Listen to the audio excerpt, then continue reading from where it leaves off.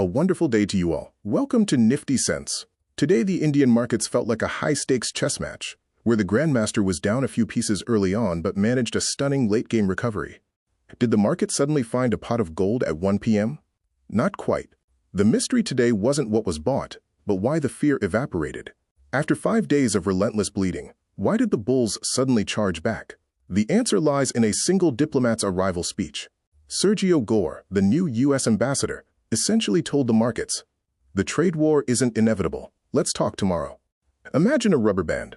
For 5 days, global fears, Trump tariffs, Iran unrest, and H-1B visa anxiety stretched this band to its absolute limit. Today, in the first half, the band almost snapped, with the Sensex plummeting over 700 points. When Ambassador Gor signaled a strategic alliance, the Pax Silica, involving critical minerals and AI, it acted like a release of that tension. The market snapped back, a technical rebound. Closing figures. Nifty 50 to 25,790.25, plus 0.42%. Sensex, 83,878.17, plus 0.36%. Institutional footprint. FIIs, the foreign tourists, continued their exit, selling a net of 7,220.60 crore rupees. Think of them as tourists, leaving a resort because of a forecasted storm. DIIs, the local residents, remained the backbone, buying 1,701.55 crore rupees. They are the homeowners who know the house is solid despite the rain. Gaining sectors, the engines. Losing sectors, the brakes, metals and mining, plus 1.99%, driven by the Pax Silica news. IT services, weaker, due to cautious Q3 outlooks from giants. Energy PSU Banks, bargain hunting at lower valuations. Realty, profit booking after a volatile week. Green flag deep dive, the institutional favorites one. Tata Steel, the infrastructure backbone, the moat. In the world of business, Tata Steel is like the foundation of a skyscraper. You cannot build the future without it. Today, it showed massive relative strength because of the potential US-India mineral alliance. Institutional activity. Despite the index being red in the morning, delivery volumes in Tata Steel remained high. This suggests smart money is using the tariff scare to accumulate shares of the company that literally builds India's bridges and cars. 2. Asian Paints, the household insurance, the moat.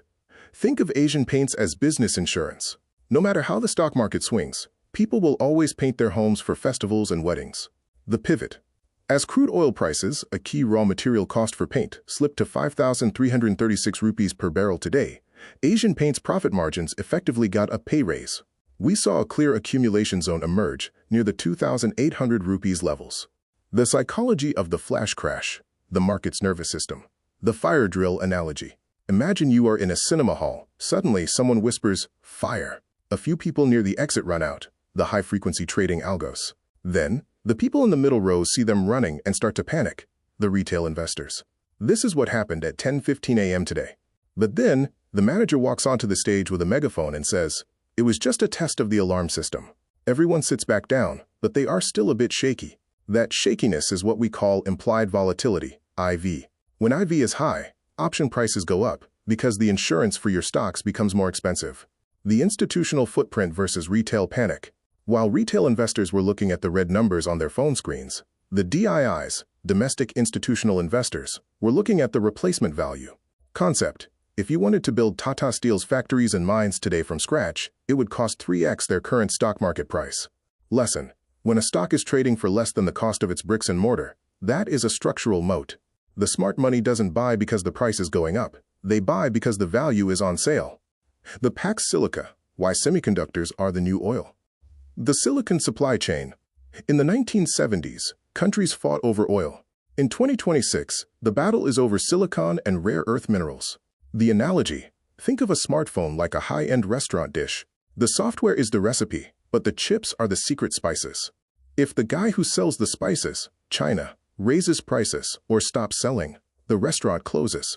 The news today. The U.S. ambassador hinted at a Pax Silica, silicon piece. This means India provides the kitchen, manufacturing units, and the ingredients, rare earth minerals from our mines, while the U.S. provides the recipe, design. Why it matters for your portfolio. This shifts the institutional footprint from purely IT services, which just write the code, to manufacturing and chemicals. This is why the metals sector wasn't just lucky today. It was being revalued as a strategic national asset. How to spot a green flag yourself. To build long-term wealth, you must learn to read a company like a doctor reads an X-ray. 1. The debt-to-equity ratio, the backpack analogy. Imagine two hikers climbing a mountain, the economy. Hiker A has no backpack. Hiker B is carrying a 50 kilograms backpack, debt. When the path is flat, Hiker B might go faster because he used the debt to buy better shoes. But when the path gets steep, high interest rates, Hiker B will collapse. Green flag rule. In a volatile 2026, we look for companies with a low debt-to-equity ratio. They have the stamina to survive the climb. 2. Operating profit margins, the juice analogy. If you sell orange juice and the price of oranges goes up, can you raise your price? If people still buy your juice because it's the best, you have pricing power. If you have to lower your price to keep customers, your margins get squeezed. Green flag. Today we saw Asian paints maintain margins despite global chaos. That is a sign of a brand moat. The dark horse, the power and energy sector. While the headlines focused on the Nifty recovery, the energy sector showed quiet, disciplined accumulation. Even when the index was down 1%, Power Grid and NTPC didn't break their support levels. This is like a silent engine running in the background. They are the utilities that provide the electricity for the entire economy, making them a haven during geopolitical storms. Energy and the grid. The invisible infrastructure. We often ignore the most important things until they stop working. The analogy. You don't think about the pipes under your house until they leak. The Indian power grid is the pipe of the economy. As India moves toward electric vehicles, EVs, and AI data centers, the demand for electricity is growing at an exponential rate. Why the accumulation? Pension funds and insurance companies, the patient money, love the energy sector because it provides regular cash flow. Even if the stock market crashes, people still need to turn on the lights. This is a defensive play. In a red index day, the dark horse doesn't run fast. It just stands still while others fall. Wealth preservation versus wealth creation. The insurance policy for your portfolio. Wealth creation is about being right. Wealth preservation is about not being wrong. Diversification. Don't put all your eggs in the AI basket.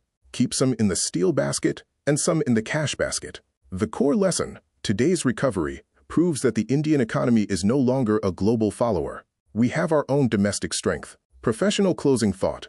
The market is a device for transferring money from the impatient to the patient. When the screen turns red, don't ask, how much am I losing?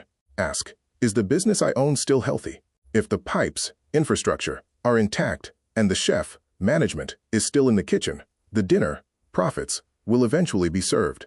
The conclusion. Wealth Preservation 101. Today's lesson is simple. Volatility is the price of admission for long-term gains. The market corrected because of rumors and recovered because of a conversation. True wealth isn't built by reacting to the 700-point drop at 10 a.m., but by understanding the value moat of the companies you own.